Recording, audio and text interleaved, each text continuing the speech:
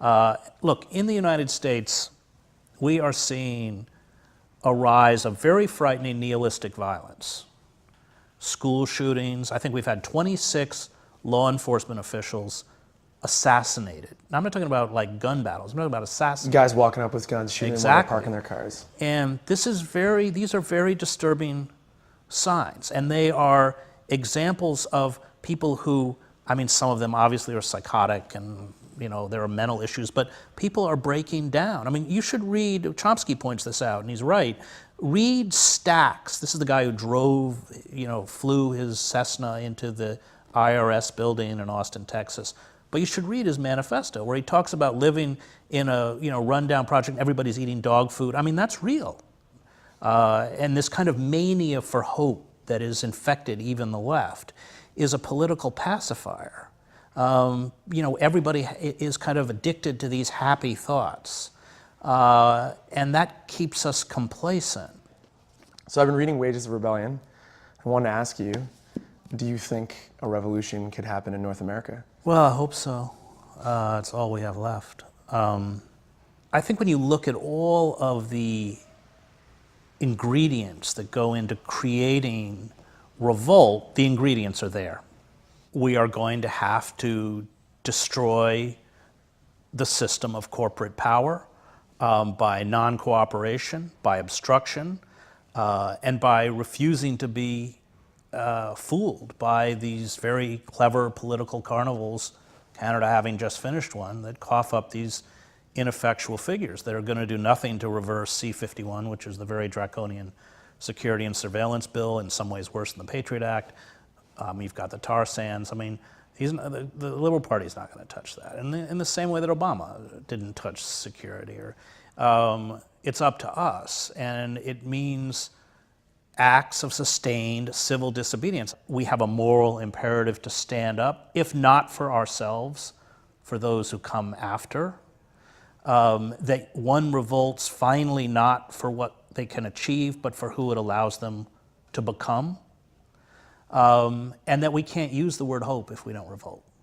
If we remain passive, then we are accepting the death sentence that's being handed to us by these corporate forces.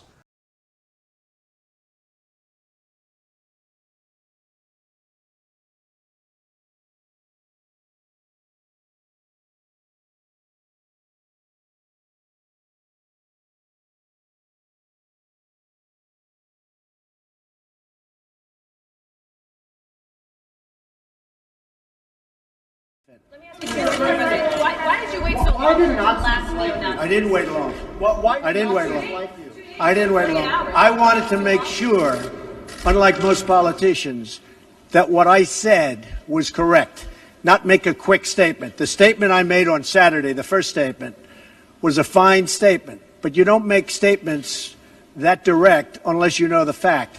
It takes a little while to get the facts. You still don't know the facts.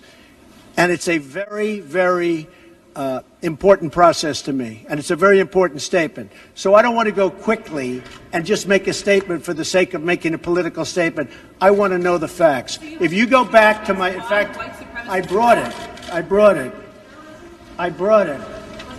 Who did you bring, Mr. President? As I said on, remember this, Saturday, we condemn in the strongest possible terms this egregious display of hatred, bigotry, and violence.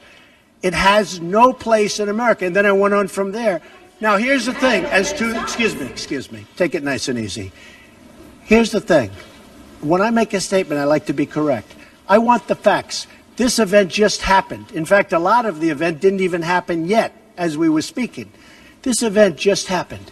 Before I make a statement, I need the facts. So I don't want to rush into a statement. So making the statement when I made it was excellent. In fact, the young woman, who I hear is a fantastic young woman, and it was on NBC, her mother wrote me and said, through, I guess, Twitter, social media, the nicest things, and I very much appreciated that. I hear she was a fine, really actually an incredible young woman. But her mother on Twitter thanked me for what I said. And honestly, if the press were not fake, and if it was honest, the press would have said what I said was very nice. But unlike you, and unlike the media, before I make a statement, I like to know the facts. They don't. They don't. Here's Andrew Langland. How about a couple of Mr. Trump, How about a couple of was it terrorism, infrastructure that questions? event? Was that terrorism? Say it? What? The CEO of Walmart said you missed a critical opportunity to help bring the country